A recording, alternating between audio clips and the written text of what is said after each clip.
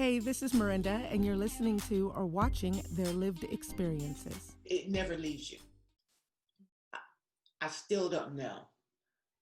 When we were living in Virginia, in Fredericksburg, David Jr. and I were walking down the street in Fredericksburg just one Saturday afternoon, just having a mother son outing.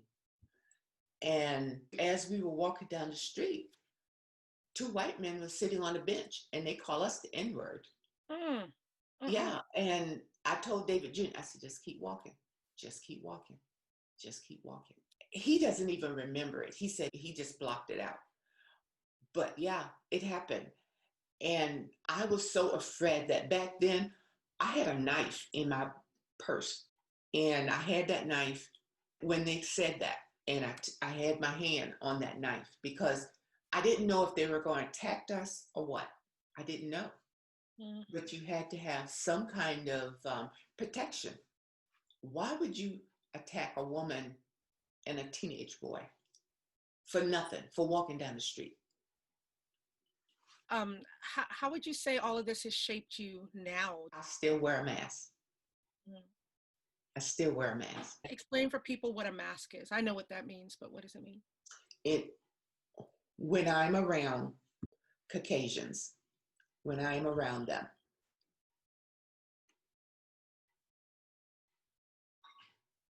I don't feel as if I can be myself. I have to be what they expect me to be. In the back of my mind, I'm wondering if I'm in a group, okay, how many of you do not want me here? Am I accepted by everyone? That is going on in my mind. And as we are speaking. So what I try to do is, for instance, we had a gathering. DNA was the subject of the day. And they're telling me all about this and their DNA and what they discovered. And so I listen at all their stories. And at the end, I said, can you guess what 30% of my DNA is?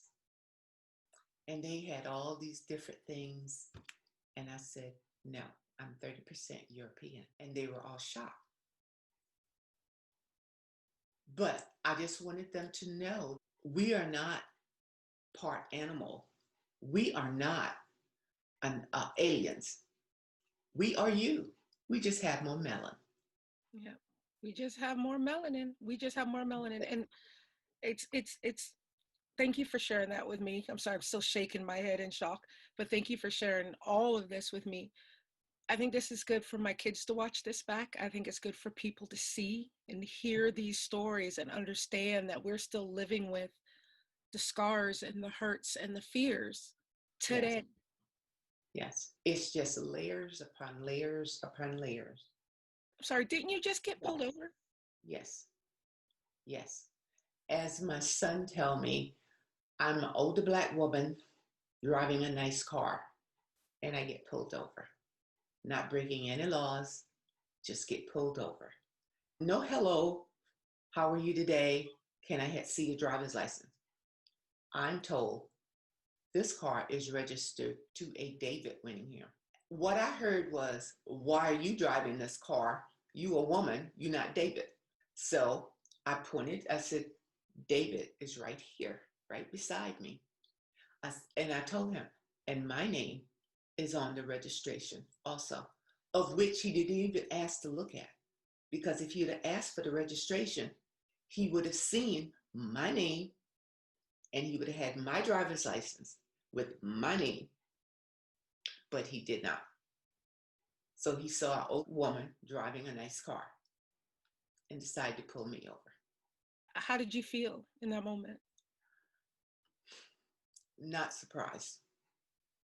Just not surprised. Very few things can surprise me.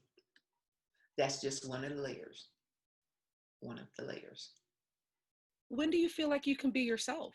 When do you feel like the mask can come off and you can just, let me contextualize this. You live in a lovely area. You live a privileged life. So you are surrounded by white people most of the time. So when do you feel like you can relax? When I'm with my family and when I'm with even the extended family. then that's a time to just, because they understand. They understand. I had a birthday yesterday. My pastor and his wife were here for lunch, and we were talking. I felt so relaxed, not because he was my pastor, but because we were telling stories, and he was telling stories about things that happened in North Carolina, where he grew up, and how he said there was this man walking down the street. The man was drinking. He just came from a pub, but the police shot him for no reason, and nothing happened. He was on his way home. So we all have these stories. When we get together, we all have these stories. And when I do meet a white person that is standoffish or treat me, I want to know why. I didn't do anything to you, so why do you have this attitude? And then, well, a Black person hurt my feelings. You know what? Let me tell you one of my stories. Tell me the story about you. You've always told me the story about you dropping something off to this lady's house, and it was around that. Yeah. There was this lady. I was working. I was working for the IRS, and I had to drop something off to her house, and she had not gotten home yet. So when I got there, her husband was there, and he didn't speak. He was very cold. And I said, I'm dropping this off to Sheila. He didn't say thank you. He didn't say come in. He would wait for her. He said nothing. So I gave it to him and I left. So the next day, she said, did Billy speak to you? I said, no. She said, well, he's that way because a Black person hurt his feelings one time and did him wrong. I said, okay, I understand that, but why punish a whole race for something one person did? I said, let me tell you a story. So I told her some of my stories. So evidently she went home and told Billy. So the next time I went to her house for something, Billy opened the door. Billy said, hi, Betty, how you doing? Come on in. I was shocked. I couldn't say nothing. And the only reason I went back is because she was nice. She was a nice person. And then you do have some white people that are just kind. The neighbors I had in my other house, they were just kind. And because David and I were older, when it would snow, they shoveled our driveway. My pipes froze up, water all over the place. He came over and he repaired it, no charge. They have always been so kind to us. There's this kindness in their heart. And for my birthday last night, who showed up? My ex-neighbors with the cake at my front door. Just kind people. And her husband said, now, if you need anything, just call me. I'm only 4 miles away. Just kind. And so you can relax more when you're greeted with that kind of kindness. I can't relate to the stories of horror and violence, but that part I can relate to. You go through a period of time when you meet some people where you have to figure out, are you racist? Are you not racist? Can I let my walls down? Can I be vulnerable? Or are you going to hurt me? Because I've been caught out too many times being open, and then you just get hurt quickly. Yeah, you do. You do. Well, Mom, thank you for sharing all of this. You are the best. You've raised amazing children, so we appreciate that. My greatest accomplishment, my children.